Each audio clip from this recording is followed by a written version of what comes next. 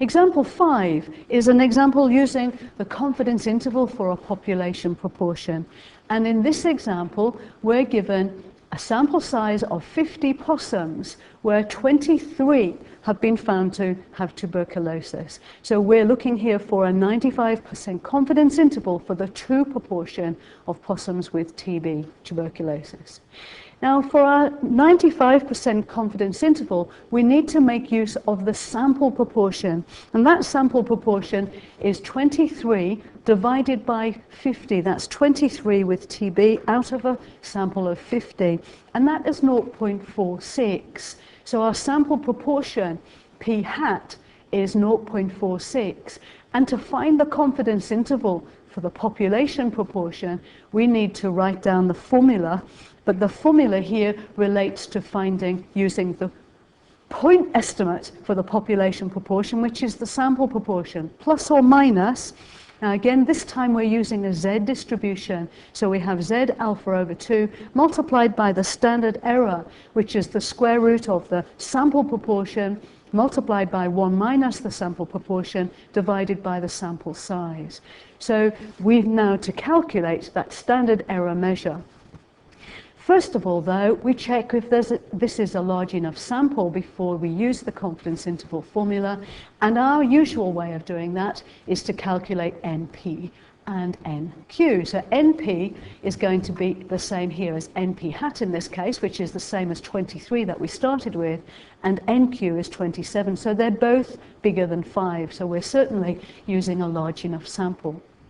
So now to calculate that standard error measure, and the standard error measure, p hat multiplied by 1 minus p hat divided by the square root of n. So the confidence interval here, using that sample proportion, 0.46, we're looking for a 95% confidence interval. So this is a 95% confidence interval, which means that our alpha value is 0.05. Remember, for z, we divide by 2, that gives us 0.025, and that standard z critical value for a 95% confidence interval, 1.960. So here we're using 1.960 for the critical value, and we need to calculate the standard error, which will be the square root of 0.46 multiplied by 1 minus 0.46 divided by the sample size of 50. And that will be the same as 0.46 plus or minus 1.960 multiplied by 0.0705, which is the square root of that value, which is the same as the standard error measure.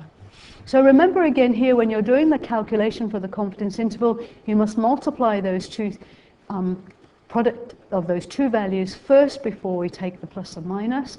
So that gives us 0.14 to 2 decimal places. So we have 0.46 plus and minus 0.14, which gives us a confidence interval of 0.32 up to 0.60.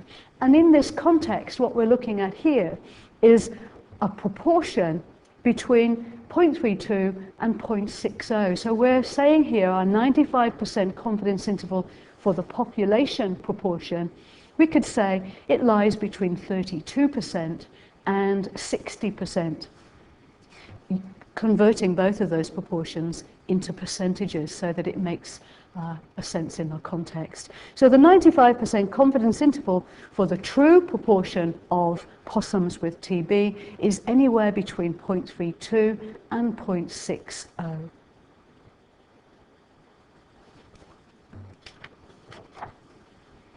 95% confidence interval for the true proportion of possums with TB. And notice again there that we're using the sample value to define the confidence interval to look for our population proportion inside of that. So the sample proportion there in the formula to find the population proportion inside of that. And that's the end of the example.